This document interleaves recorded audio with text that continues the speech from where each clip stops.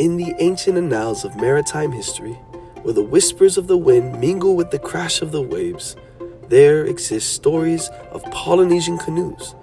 The story of the Iosepa canoe is a testament of the legacy of these vessels and the seafaring culture of Oceania. The story of these canoes begins with the Polynesian migrations. Guided by the stars, constellations, and swells, navigators traversed vast expanses of the Pacific Ocean, settling new lands and shaped the cultural landscape of Oceania. Made from towering trees and adorned with intricate carvings, these canoes were more than just modes of transportation. They were floating works of art, embodying the spirit and soul of the Polynesian people, said Herb Kavainui Kane, co-founder of the Polynesian Voyaging Society. Iosepa crew member Jerusha Mangale from BYU-Hawaii's Faculty of Education and Social Work said the Iosepa is very important to her family because her father, Uncle Bill Wallace, is the canoe's founder and was the director of the university's Jonathan Napela Center for Hawaiian Language and Cultural Studies. Iosepa Captain Mark Ellis, who is the director of Voyaging Experiences at the Polynesian Cultural Center, said, BYU-Hawaii first launched the Iosepa in 2001 as a floating classroom to teach students navigation through voyaging. The Iosepa has been a part of the community since it was first launched, said Roy Kaipo Manoa, the Hawaiian village cultural expert at the PCC. Rebecca Saleh, a sophomore from Malaysia majoring in biology, who works as a demonstration guide at the Iosepa section at the PCC, shared her sailing experience on the Iosepa, including participating in the Festival of Pacific Arts and Culture 2024 held on Oahu in June. I had the chance to present our beloved Iosepa at the Canoe Festival in Kualoa, and we chanted the Hiki Mai before we sailed it to the ocean. The chant was then incorporated in the Hawaiian Studies program by Wallace.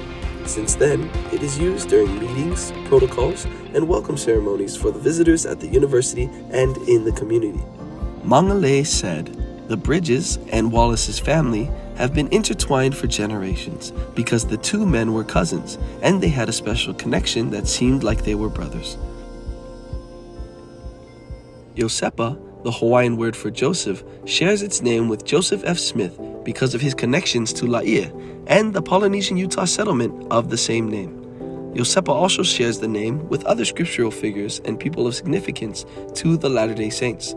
Wallace shared at the first launching of the Iosepa that, in a dream, I felt inspired by my grandfather to name the canoe Iosepa. When he was 15 years old, Joseph F. Smith was called on a mission to the Sandwich Islands, the name used for Hawaii at the time, writes Eric Marlowe, an associate professor in the Faculty of Religious Education. 10 years before his mission call, Smith's father, Hiram Smith, and uncle, Joseph Smith, were murdered by a mob at Carthage Jail. 2 years before his call, his mother died as well, leaving Smith an angry orphan teenager.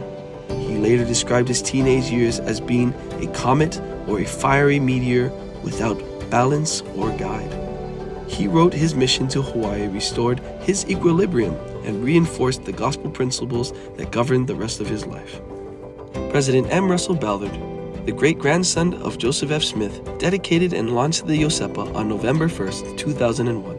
Continuing, President Ballard expressed awe over the community process. This has been a most remarkable morning, he said.